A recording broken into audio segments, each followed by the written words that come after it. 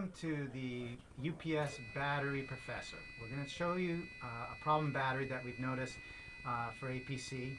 In the background you hear a unit that needs replacement batteries. The series that we're dealing with is NS, RS, VS, and XS. Usually you're going to see the numbers of 800, 900, 1000, 1200, and 1500. Okay, let's start. First thing you want to do is turn off your unit. Just press that button, it will do that. For safety's sake, you also want to unplug it. Now that we're unplugged, I can actually put the unit down on its side and get access to the batteries. In this particular one, you just push in and slide down, and it comes out. You'll notice that you have a plug. Sometimes it may stick, sometimes it may not. Just kind of wiggle, and eventually you'll get it out. You'll notice on the top you have a short plug, which is connected to the unit, and one that's just connected to the battery. Just pull on that and it slides right out. Very simple.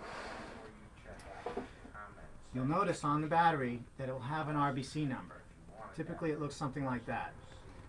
In this particular case it looks like one battery, but it's not. It's actually two batteries with a casing and a plug to customize it for this particular unit. For display purposes, I'm going to use a battery that I've already cut up.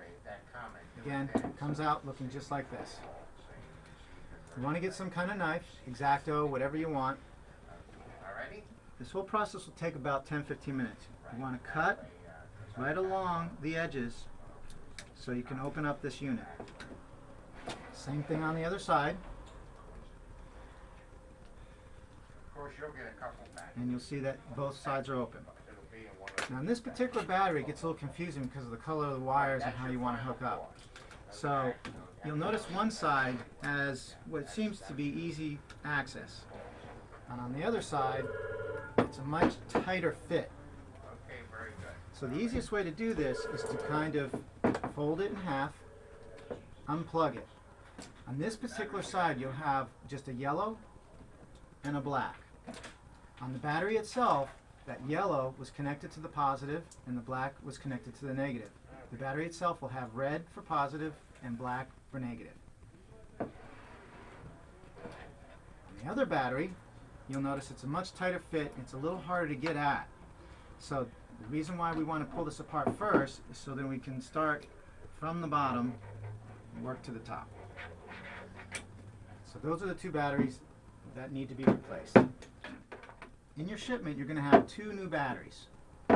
It's not always apparent to everybody, but there are some protectors sitting right on top. You just pull them off. You can throw them away afterwards. And I typically like to use the side that's flat, not the side that's inside where the wires can be moved much easier to start with. You'll notice that you don't have a lot of choice. It only fits one way, and the leads are always on the same side.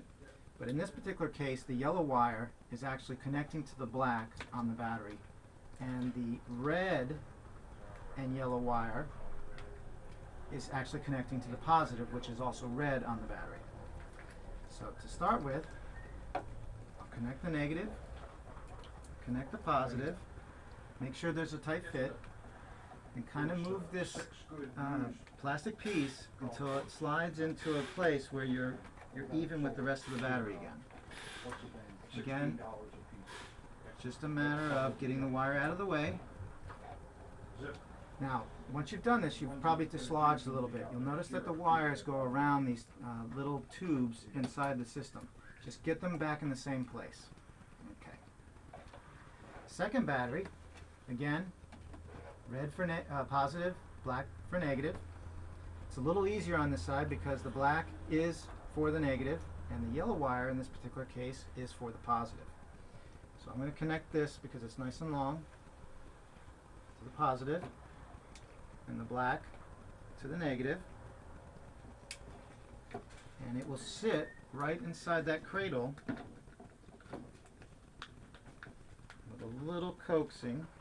I didn't quite get the negative on, so do make sure that's on, and then you have a completed system. Now, what you'll probably want to do is get some tape, put it on both sides so it makes it so it's a little easier to handle. When you're done, take that same system.